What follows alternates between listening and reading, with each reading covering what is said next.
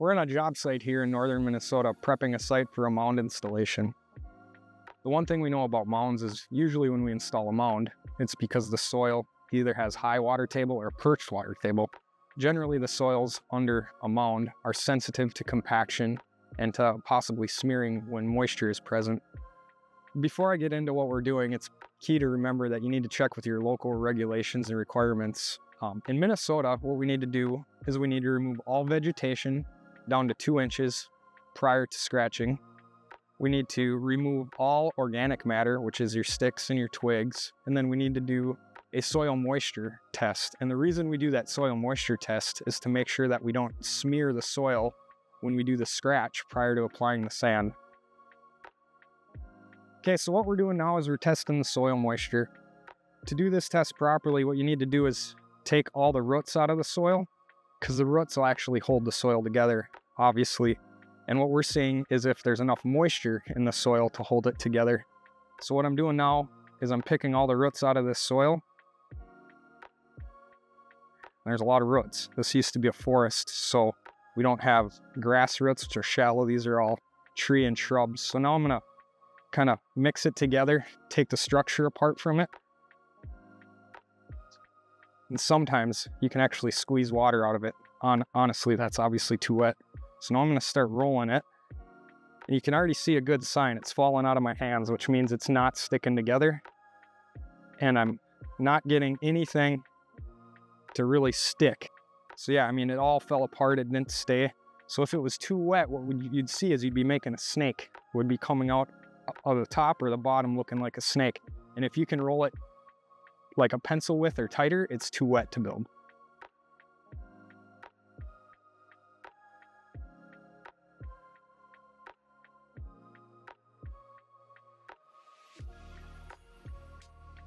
We have 3 stakes on each end, the upslope stake and the downslope stake. So the first and second stakes are the media bed or the EZflow width. And then the bottom stake is the soil absorption area. And that's kind of what I want to talk a little bit about. So again, your native soil, when you do your soil sizing, is the determining factor for how big your downslope absorption area is. Minnesota code requires us to remove all vegetation down to 2 inches. It requires us to move all organic matter, which is sticks, twigs, everything. So what we did here is we weed whipped this down. We leaf blowed all the leaves off, and then we raked with the excavator to get all the dead sticks and stuff off. You see, if you look out on the mound, you see a lot of sticks. What those are actually is roots, and we don't want to rip those out. The next thing we're going to have is walk the excavator over here, and he's going to scratch it with the bucket. And all we're doing is we're breaking up that root layer, and he's going to scratch down about 6 to 12 inches here, kind of to get through that root mat and just kind of roll the root mat over. And the one thing is you think of the excavator bucket, it's 3 feet wide. So when we do a scratch, I want that scratch to run parallel with the contour lines. So if you look at like going down the hill, there's going to be a bunch of moguls. So it'll help kind of slow that water down. So because if you scratch perpendicular to the laterals, you're going to be creating a bunch of canyons for the water to go down. So again, when you scratch that, I want you to think of it as making mounds for the water to have to go over, so you get better soil absorption into the native soil.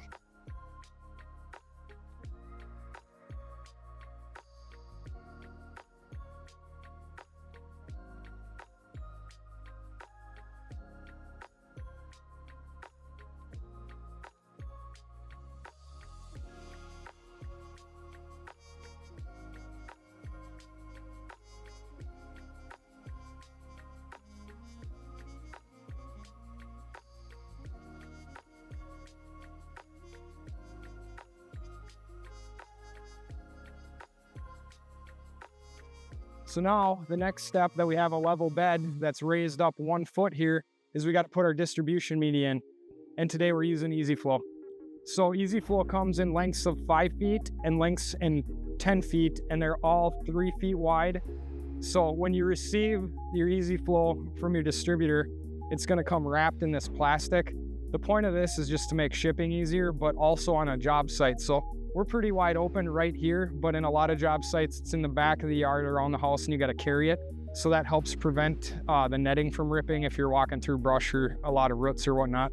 So now our next step, what we're gonna do is we're gonna grab knives, we're gonna cut this plastic off, and you'll see that in between the 3 bundles, there's dips. So you just kind of grab it and cut in the dips so you don't end up cutting the netting. There's these 4 bands that come on it, and this is literally just to make it easier to carry around. So I grab it, shake the plastic off, and then when we go to install it, the center one, the center bundle has an orange indication paint mark on it. And what this does is it says this is the top. And the reason that there's a top is that this is a 12-inch bundle with a 4-inch pipe in, and we need 6 inches under the pipe. So this pipe is not centered in this. There's a top and there's a bottom. So the orange indicates the top. So every one of these we lay out, the orange needs to be on the top.